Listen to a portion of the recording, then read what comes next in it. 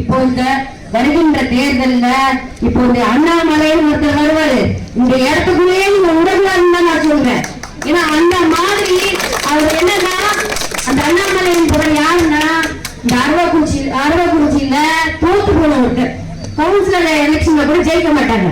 அதாவது சொந்த கட்சியில அவங்க வந்து சும்மா வந்து போட்டுட்டு இருக்காங்க, தலைவரா போட்டுட்டு இருக்காங்க. ஆனா அவர் வந்து அந்த கட்சியிலேயே கூட வந்து தேர்வு எடுத்தா கூட அவங்க தேர்வு தான் எடுத்துருக்காங்க தவிர அவங்கள வந்து ஒரு எலெக்ஷன் வச்சாச்சுன்னு வச்சுக்கோங்க, அங்கேயே தோத்துருவா. ஏன்னா யாருக்கும் அவரை பிடிக்காது. நான் அந்த கட்சியில வந்திருக்கேன். ஏன்னா வாயை திறந்தா போய் அதே மாதிரி என்ன செய்வாருன்னா மக்களோட பணத்தை புரிஞ்சுறதுதான் அவருக்கு ஒரு இது. எல்லா பிசினஸ் ஆளுங்க, பெரிய ஆளுங்க கிட்ட இருந்தும் சரி, சின்ன ஆளுங்க கிட்ட இருந்தும் சரி, பணத்தை மிரட்டி புரிஞ்சிருக்கு. இதுதான் அவங்களோட ஒரு வேலையாவே வச்சுக்கிட்டு இருக்காங்க. அதே மாதிரி கட்சியில இருக்கிற பூரா பயிரும் இப்ப வந்து எப்படி சேர்ந்திருக்காங்கன்னா, எல்லா ஜெயிலும் வந்தவங்க, கஞ்சா விற்கிறவங்க, பெண்களை பாலியல் சூழல் பண்றவங்க இப்படிதான் கட்சியில இருக்காங்க. இந்த மாதிரி ஒரு 6 கேடு கட்ட ஆளு நம்ம பக்கமே இருக்கக்கூடாதுன்னு நான் சொல்லுவேன். விரட்ட வர வேண்டும் அவங்க. ஓகே, ஏன்னா அவ்வளவு மோசமான ஒரு ஆள். இப்போ திருப்பூர்ல கூட இப்ப சமீபத்துல சாதாரண கேள்வி ஜிஎஸ்டி பத்தி கேட்டாங்க. ஒரு பெண்கள் வந்து ஜிஎஸ்டி பத்தி கேட்டாங்க. அதுக்கு பதில் தெரிஞ்சா சொல்லணும். சொல்ல தெரியலன்னா என்ன அடிப்பீங்க வரீங்க? பெண்கள் மேல கை வைக்கலாமா?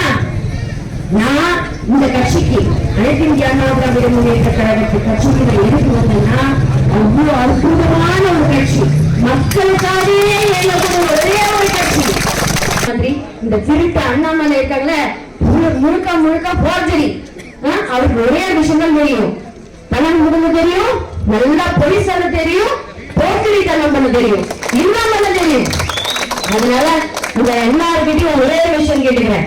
நம்மளோட வெற்றி சின்னம் ரெட்டை சின்னத்துக்கு நம்மளோட வெற்றி வேட்பாளர் சிங்கை ராமச்சந்திரன் அவர்கள் நல்லா படித்தவர், அம்மாவோட ஆசி பெற்ற வேட்பாளர் புரட்சி தலைவர் எம்ஜிஆர் அவர்களை ஆசி பெற்ற வேண்டும். ஏன்னா நல்லா படித்தவர், அங்க போய் உங்களுக்காக குரல் கொடுத்து பேசுவது.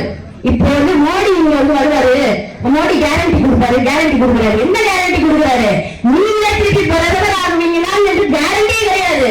ஏன்னா 10 வருஷம் நீங்க செஞ்ச ஆட்சி ஒண்ணுமே செய்யல, அதுதான் உண்மை.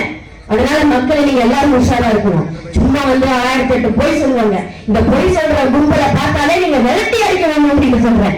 ஒரே விஷயம் மனசுல நல்ல வச்சுக்கோங்க, இந்த திருட்டு திமுகவும் இந்த திருட்டு பாஜகவும் டெபாசிட் எடுக்க வேண்டும் என்று நீங்க மனசுல உறுதியா வச்சுக்கோங்க. அதுக்காக ஒரே ஒரு விஷயம் நான் கேட்டுக்கிறேன், நீங்க அனைவரும் நமது சின்னம் ரெட்டை சின்னத்துல வாக்களிக்குமாறு என்று கேட்டுக்கொள்கிறேன். நன்றி, வணக்கம்.